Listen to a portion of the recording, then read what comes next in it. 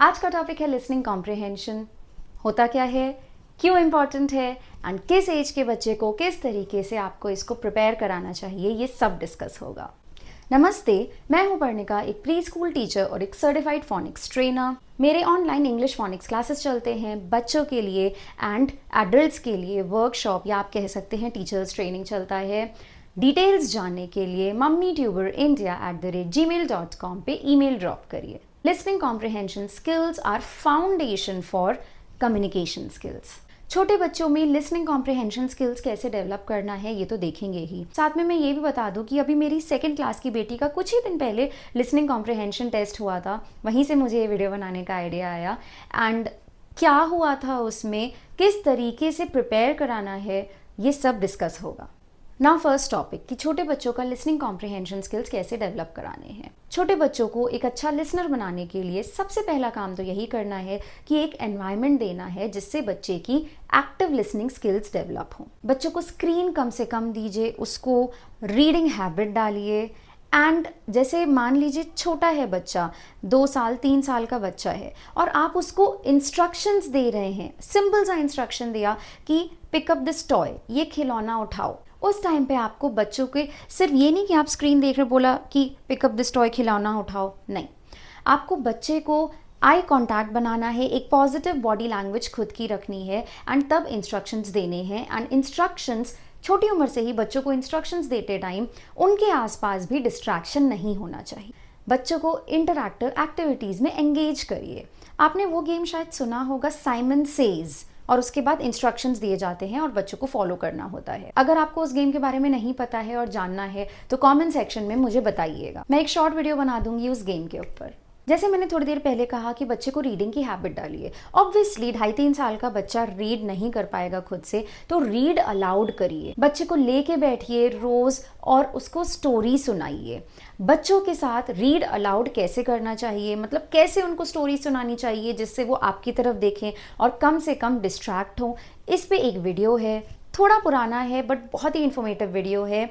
मैं link description box में डाल दूंगी या यहाँ आई बटन में मिल जाएगा, ज़रूर चेकआउट करिएगा।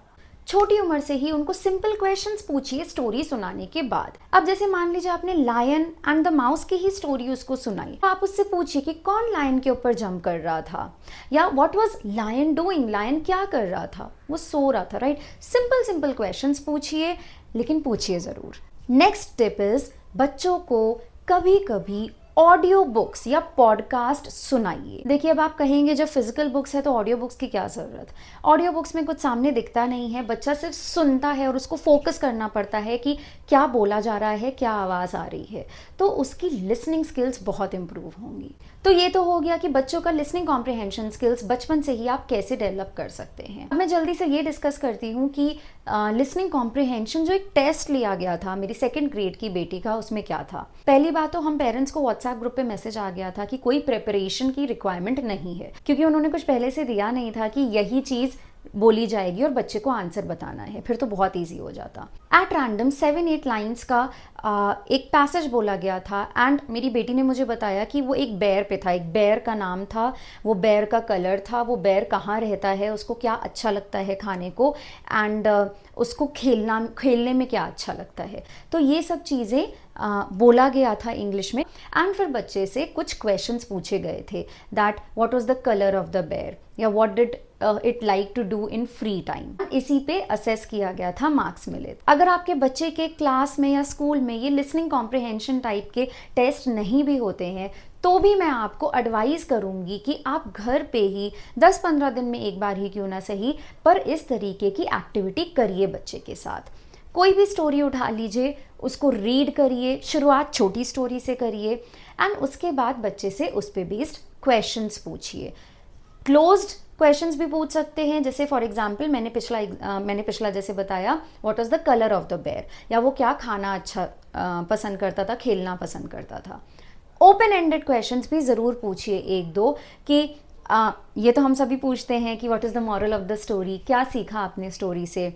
उसके अलावा जो कैरेक्टर हैं स्टोरी में उसमें आप बच्चे को प्लेस करिए और बोलिए अच्छा अगर तुम इसकी जगह होते तो तुम क्या करते। हो सकता है पहली बार में बच्चा इस तरीके के क्वेश्चंस के आंसर्स नहीं दे पाए, बट नेक्स्ट टाइम आप जब भी उसके साथ ये एक्टिविटी करोगे वो और ध्यान से सुनेगा, उसके लिसनिंग स्किल्स इंप्रूव होंगे एंड कॉम्प्रिहेंशन स्किल्स भी इंप्रूव होंगे।